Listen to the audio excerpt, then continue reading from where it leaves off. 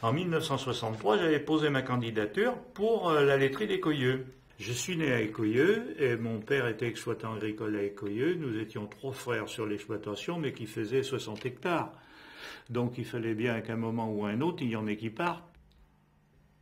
Et à cette époque, cette laiterie qui existait depuis 1893, elle n'était pas prête de fermer, quoi. C'était bon, c'était solide. C'est ce qu'on pensait. Quand la laiterie d'Écoyeux a fermé pour partir sur Mata, là je suis en train de chercher Mata, ici, on n'était pas toujours bien reçu quand on arrivait dans une nouvelle unité parce qu'on n'était pas connu et on n'était pas toujours bien accueillis parce que les gens se disaient, ben oui, ils rejoignent notre groupe mais ils risquent de nous prendre notre boulot. Ça, le problème, il s'est posé.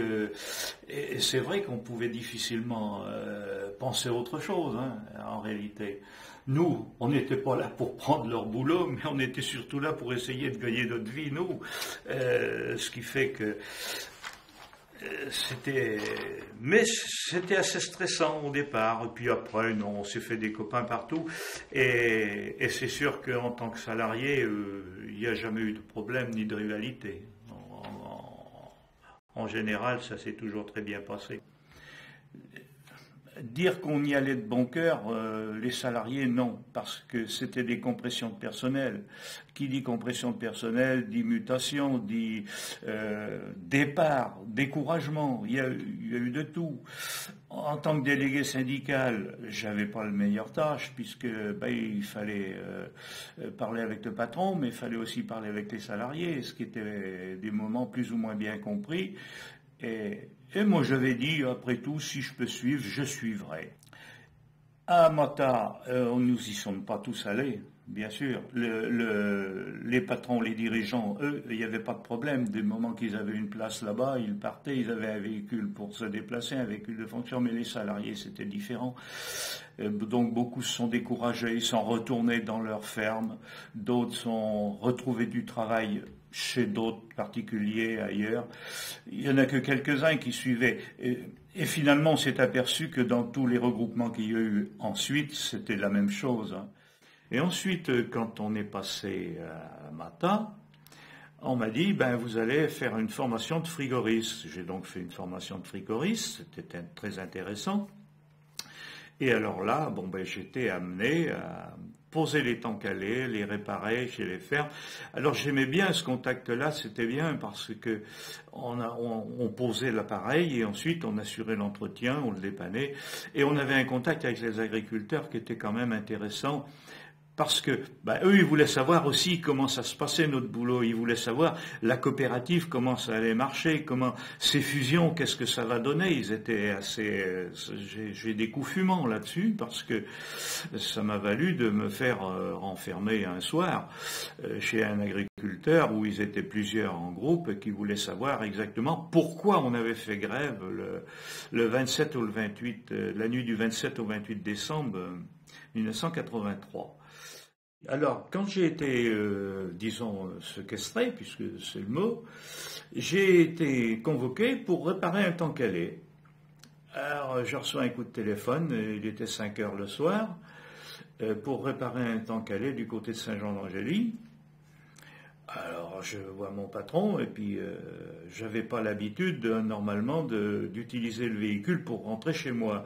Et puis j'ai dit, j'ai un Tankhalais qui est en panne à Saint-Jean-d'Angély, je repars avec le véhicule, puisque de Saint-Jean-d'Angély, je resterai à Saint-Hilaire-de-Villefranche. Bon, pas de problème, ça.